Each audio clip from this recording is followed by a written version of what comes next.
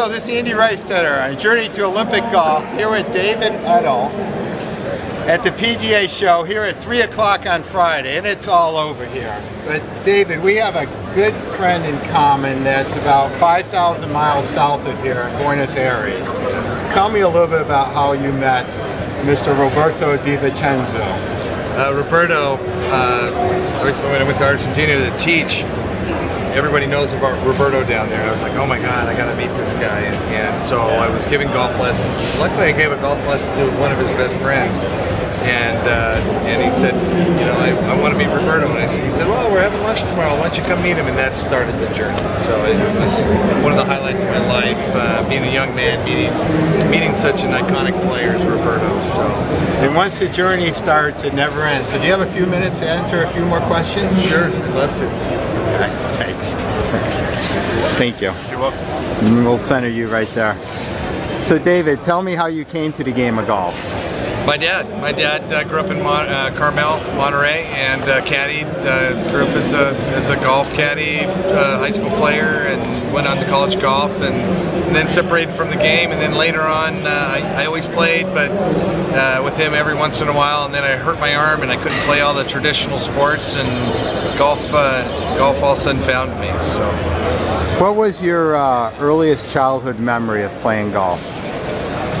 My grandfather lived at Quail Lodge in Carmel, and I lived on the 7th hole. And I remember going out with a kid and just hitting balls with my grandpa and my dad down the fairway. So. Did they have the putting green back then? Yeah, they had the putting green. Yeah. I've been there. It's a beautiful place. Yes, it is. So tell me a little bit about your career in golf.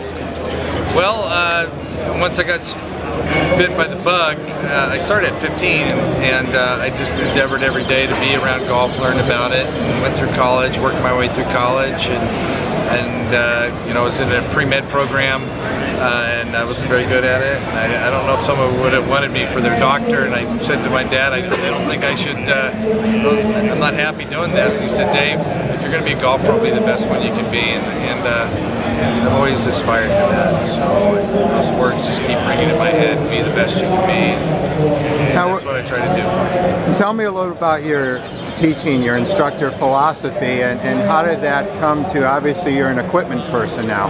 Well, I've been very fortunate with two groups of people that entered my life that changed it forever. And that one was Ben Doyle at Carmel. He was at Quail Lodge there in Carmel Valley, and I got to meet Ben. And then I became a disciple of his in the Homer Kelly's book, The Golfing Machine. And then later, not too much later, I went and took a job up in Coeur d'Alene, Idaho, as a teaching professional, and I got to work with the Henry Griffiths Company, Randy and Ross Henry, and they pulled me into their fold and introduced me to their world of club making and fitting. And so I was fortunate to have what the golfing machine gave, which was to see things in variations and components, and then Henry Griffiths showed me that you could take those and fit them to people and make a golf club that was purpose-built also. So, and I took that to the art of putter making, and then subsequently it led to wedges. Meeting Mike Adams, another mentor of mine, who brought me into his fold and his network, friends, and I was able to take Mike's knowledge, and we worked together to create a great wedge system, and then that led into making irons, and so that's where I stand right now. What is the competitive advantage for a golfer that has a club of yours in their hand?